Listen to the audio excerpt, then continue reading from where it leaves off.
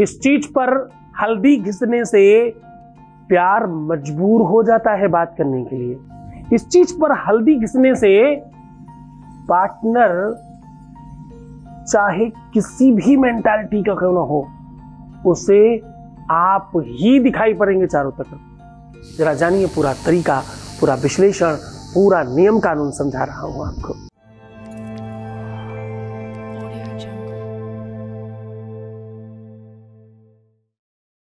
आज हम कह रहे हैं आपके अपने जीवन में तकलीफें चाहे कितनी भी आ जाएं, 9 ग्रहों में एक सबसे बड़ा ग्रह है बृहस्पति।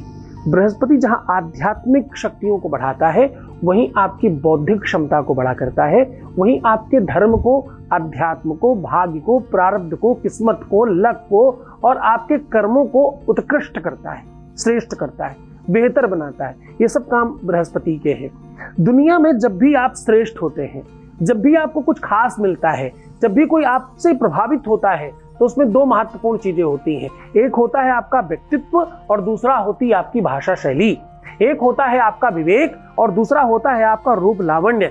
रूप लावण्य, रूप सौंदर्यता हो सकता है थोड़ी 19-20 चल जाएगी, लेकिन स्वभाव, व्यक्तित्व और आपका नेचर ये बिल्कुल भी अच्छा नहीं हुआ तो नहीं चलता। ये कौन ठीक करता है? ये ठीक करता है बृहस्पति, ये ठीक करता है गुरु, ये ठीक करता है वो ग्रह जिसकी कृपा से सब संभव हो सकता है।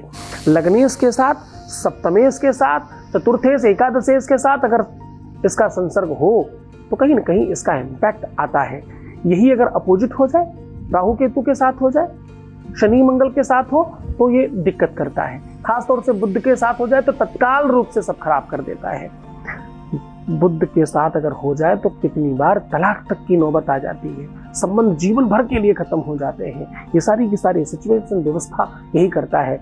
नाखून के पीछे की ये खाल उखड़ना, शरीर बहुत सूखते रहना, बाल झड़ना, आसपास में माहौल खराब होना, बहुत ज्यादा रोम होना या बहुत ज्यादा दुर्गंध आना, बहुत ज्यादा स्वेटिंग यानी पसीना आना, हाथ पैर पसीजना, हाथों के नीचे, तलवों के नीचे, आप जूते पहन लें और बहुत ज्यादा आपसे स्मेल आने लग जाए, ऐसी कितनी ही चीजें, आपके अपने निजी वस्त्र बहुत दुर्गंध करने लग जाए, ऐसी सिचुएशन में आपको समझना चाहिए कि बृहस्पति आपका टोटल खराब है। बहुत ज्यादा आपका अपमान हो रहा हो, यश समाप्त हो रहा हो, कीर्ति का क्षय हो रहा हो, अपनों से विवाद हो रहा हो, माता पिता विरोध में आपके चले जाएं, आपका गुरु आपसे रुष्ट हो जाए, ऐसी सिचुएशन में आपको समझना चाहिए कि आपके पुण्यों का क्षय हुआ है और बृहस्पति खराब हुआ है। बिस्तर, बेडशीट, टॉवेल, अंदर वस्त्र अगर आप गंदे पहनने की आदत डाल रहे हैं तो आप बृहस्पति खराब कर रहे हैं अपना।